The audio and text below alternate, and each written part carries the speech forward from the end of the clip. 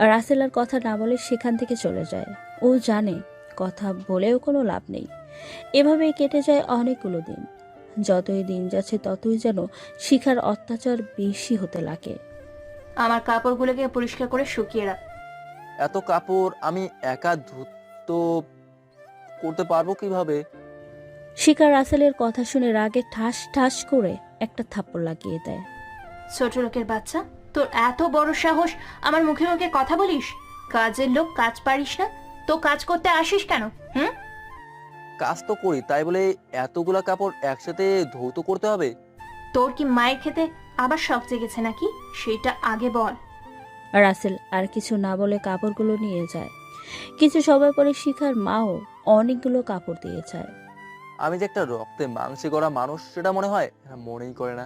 আমার নিজের কাপড় ধৌত করার জন্য কয়জন লোক তার হিসাব নেই, আর এদের কাপড় ধুতে হয়। হায় রে কপাল!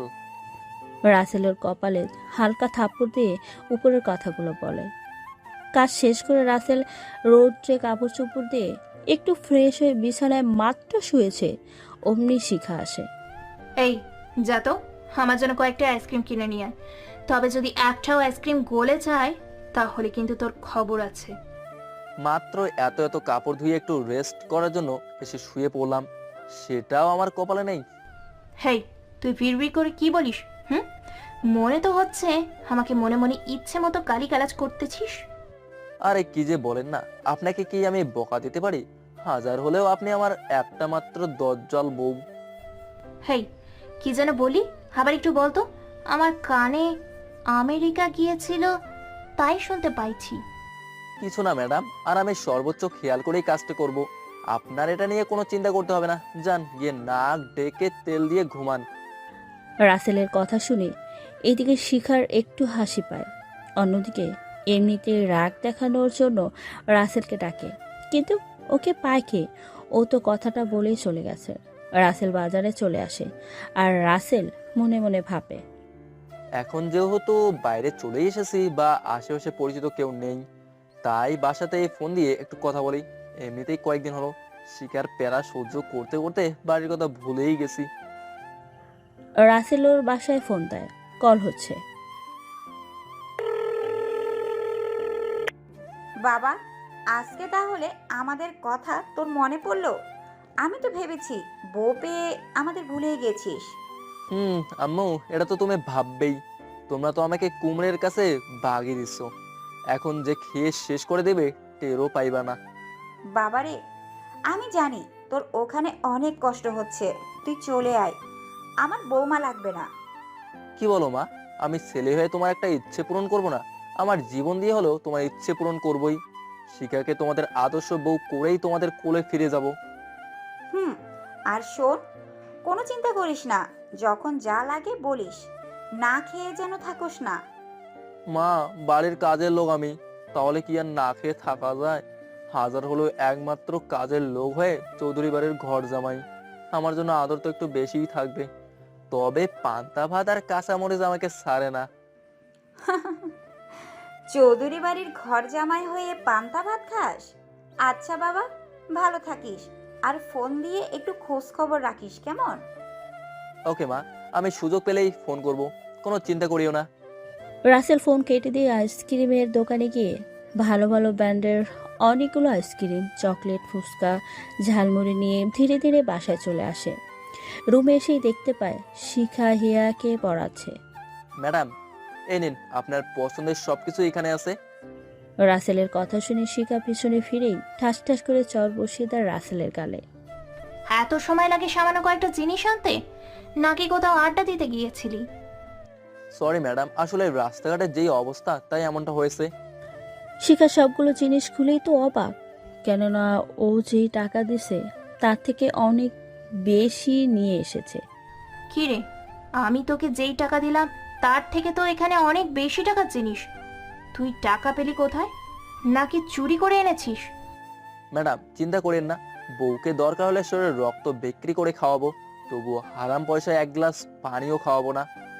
বলেই রাসেল সেখান থেকে গালে হাত দিয়ে চলে যায়। রাসেলের চোখের পানি চিকচিক করছে, এত কষ্ট করেও এই প্রতিদান পেল। আপু দেখো, ভাইয়া কত কষ্ট করে এত সব আনছে। শুধুমাত্র তোমার মুখে একটু হাসি দেখার জন্য।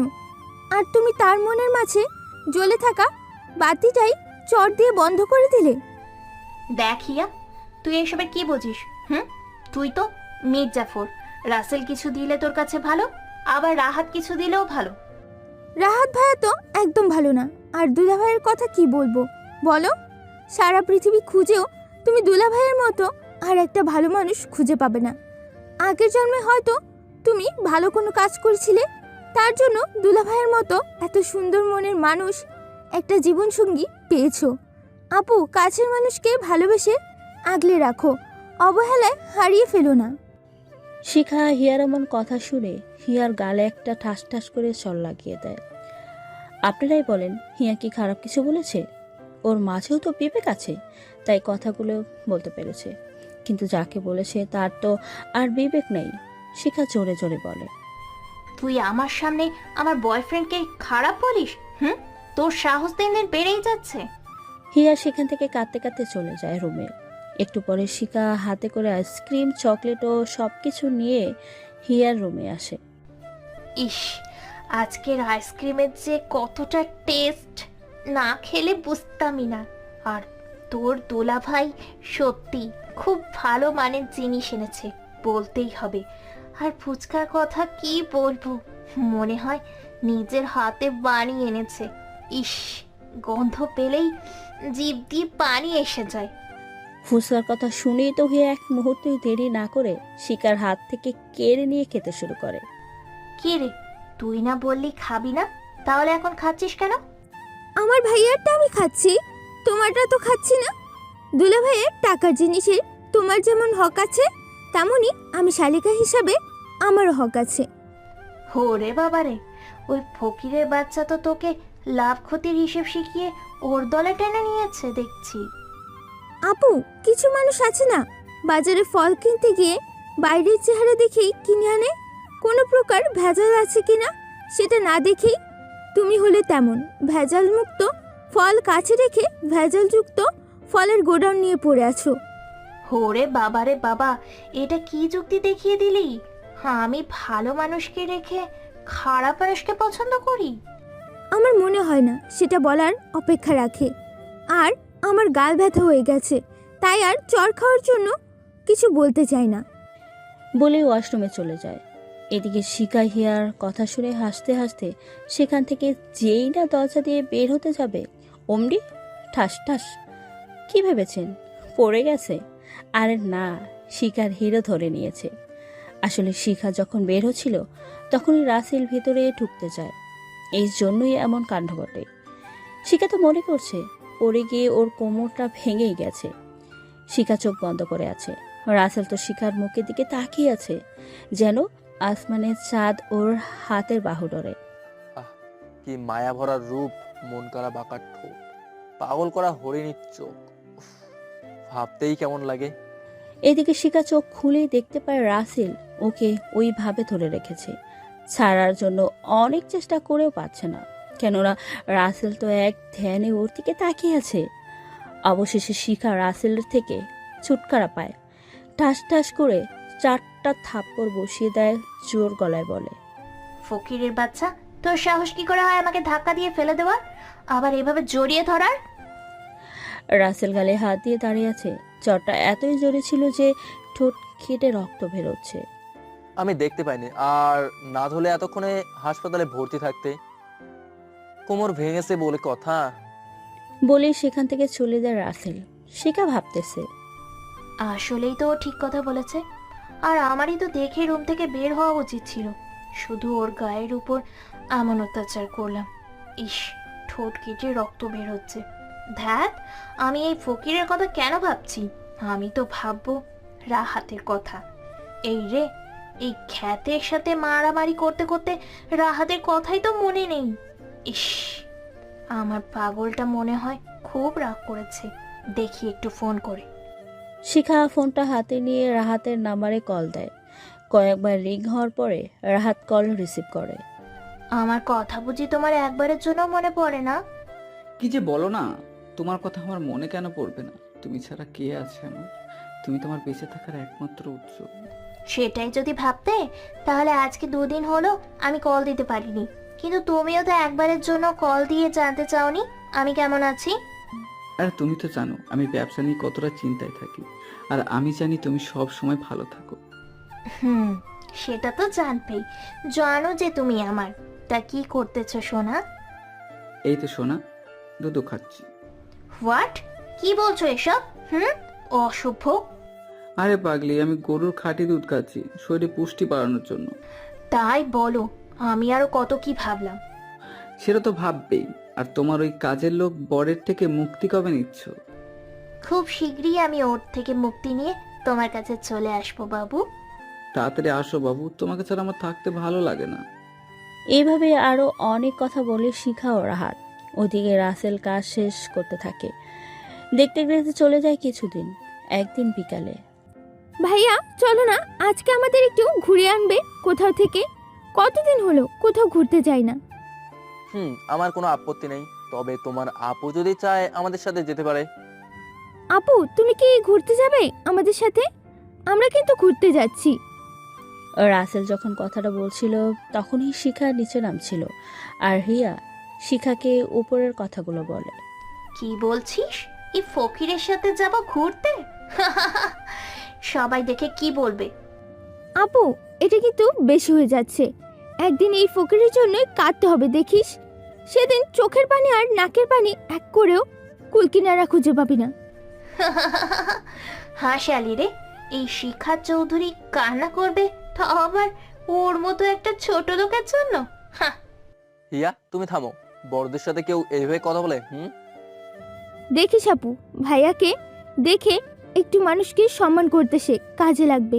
টাকা পয়সা থাকলে ভালো মানুষ হয় না, ভালো মানুষ হতে হলে সুন্দর একটা মন লাগে। এই তুই থাম তো, শুধু বেশি বেশি কথা বলিস। এই কুত্তা, তুই এখানে কি করছিস এখনো? যা এখান থেকে। রাসেল সেখান থেকে চলে যায়। কিছু সময় পরে হিয়া গিয়ে রেডি হয়ে নিচে আসে। রাসেল আর হিয়া বের হবে মাত্র অমনি সিঁড়ি থেকে নামতে নামতে শিখা বলে, এই হিয়া, তোরা আমাকে রেখে একা একা যাচ্ছিস যে? আমার বুঝি যেতে ইচ্ছে করে না? কথাটা শুনে রাসেল ও হুয়া সিঁড়ির দিকে তাকিয়ে পুরাই অবাক হয়ে যায়। রাসেল তো অবাক হয়ে তাকিয়েছে এখনো, কেননা শিখা একটা নীল রঙের শাড়ি পরেছে, যেটা শিখার সৌন্দর্যকে আরো 1000 গুণ বাড়িয়ে দিয়েছে। অসম্ভব সুন্দর লাগছে শিখাকে। রাসেলের কাছে মনে হচ্ছে ওর সামনে আসমান থেকে কোনো পরী নেমে এসেছে।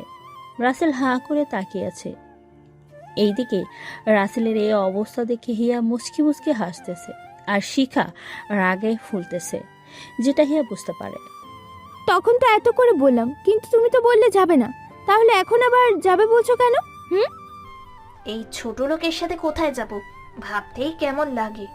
তবু কয়েকদিন হলো কোথাও যাই না, এখন কথা না বলে চল। আপু চলো, আজকে অনেক মজা করবো আমরা। শিখার সামনের দিকে হাঁটা দিয়েও দেখতে পায় রাসেল সেই আগের মতোই ওর দিকে তাকিয়ে আছে। অনেকটাই রাগ ওঠে, কিন্তু কিছু বলে না, রাগকে কন্ট্রোল করে বলে, এই তোকে কি আলাদা করে ইনভাইট দিয়ে বলতে হবে নাকি যে এখন চলো সোনা আমার, ঘুরতে যাব? শিখার কথা রাসেলের ধ্যান কাটে। বুঝতে পারে ও এত সময় স্বপ্নের দেশে পাড়ি জমিয়েছিল শিখাকে নিয়ে। চলেন। আর হিয়া তুমি আমাকে আগে ডাকবে না? দেখলে বিকেল হয়ে যাচ্ছে। এরপর তারা বেরিয়ে পড়ে। বাড়ির বাইরে এসে হয় আরেক বিপদ, কেননা হিয়া রিক্সা যাবে, গাড়ি নেবে না, কিন্তু শিখা রিক্সা যাবে না। আপু চলো না, আজকে একটু রিক্সায় ঘুরতে যাই, খুব মজা হবে। তুই কি এই ফকিরের সাথে মিশে দিন দিন ফকিরের স্বভাবে পরিণত হচ্ছিস নাকি? ওই চলো না। হিয়া যখন এত করে বলছে, ও ছোট মানুষ, ওর ইচ্ছে পূরণ করতে পারলেই তো আমাদের মনে আনন্দ। শিখা রাসেলের গালে ঠাস ঠাস করে একটা থাপ্পড় লাগিয়ে দেয়। হিয়া এই কাণ্ড দেখে অবাক নয়নে তাকিয়ে থাকে। তোকে বলছি না আমাকে ম্যাডাম বলে ডাকবি? তোর সাহস কত বড় আমাকে তুমি করে ডাকার? দেখো শিখা, তুমি আমাকে যতই অবহেলা অত্যাচার করো না কেন, আমি যে তোমার স্বামী সেটা কিন্তু অস্বীকার করতে পারবে না, কারণ ইসলামের সকল নিয়ম মেনেই আমাদের বিয়ে হয়েছে। বিয়ে করা স্বামী মাই ফুট। তোকে স্বামী মানতে আমার বই গেছে। তোমরা যদি না যাও তো বলো, আমি বাসে চলে যাই। এভাবে তোমাদের নাটক দেখতে আমার ভালো লাগছে না। শিখা বুঝতে পারলো না এখন আর কিছু না করাই ভালো, তাই ও রিক্সা যেতে রাজি হয়। রাসেল একটি রিক্সা দাঁড় করায়।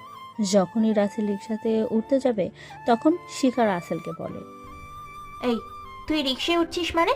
তোর ভাড়া দিবে কে? হ্যাঁ, তোর টাকা নাই, তাই তুই রিক্সায় পিছে পিছে আসবি হেঁটে হেঁটে। যদি একটু লেট হয় তো খবর আছে। কি বলো আপু? ভাইয়া হেঁটে আসবে কেন? তুমি আর ভাইয়া রিক্সায় উপরে বসো, আমি একটু নিচে বসি। রিক্সায় তো 3 জন অনায়াসে বসা যায়। ওর মতো খ্যাতের সাথে আমি বসবো? হাসালি রে, দেখ শরীর থেকে কি গন্ধ বের হচ্ছে। এত শিখা রাসেলের দিকে তাকিয়ে বলে উপরের কথাগুলো। আচ্ছা তোমরা যাও, আমার ঘুরতে যাওয়া লাগবে না, আমি বাসায় যাই। ভাইয়া তুমি আমাকে এইভাবে একা ছাড়তে পারবে বলো? যদি রাস্তায় আমার কিছু হয়ে যায় তখন? আচ্ছা তোমরা যাও, আমি আসতেছি, ওই জায়গায় আমি এসে পৌঁছে যাব। ওরা চলতে শুরু করে। রাসেল হেঁটে হেঁটে আসতেছে, যেটা দেখে হিয়া মুচকি মুচকি হাসতেছে। ছোট লোকের বাচ্চা বুঝো কেমন লাগে। পকেটে 1 টাকা নাই, আসছে ঘুরতে যাবে। আপু দুলাভাইয়ের সাথে এমনটা না করলেও পারতে। এখন তুমি বুঝতেছো না দুলাভাই তোমাকে কতটা ভালোবাসে। তুই চুপ থাক। আমি ওর ভালোবাসার পরিমাণ করে কি করব? ওর মতো ফকিরের বাচ্চাকে কি আমি আমার ভাববো নাকি? আমার রাহাত কত সুন্দর ওর থেকে, আর কত টাকার মালিক। হ, টাকাওয়ালা হলে কি হবে, তবে তার মন ভাইয়ার মনের মতো এত সুন্দর না। এইসব কথা বলতে বলতে ওরা সেই জায়গায় চলে আসে।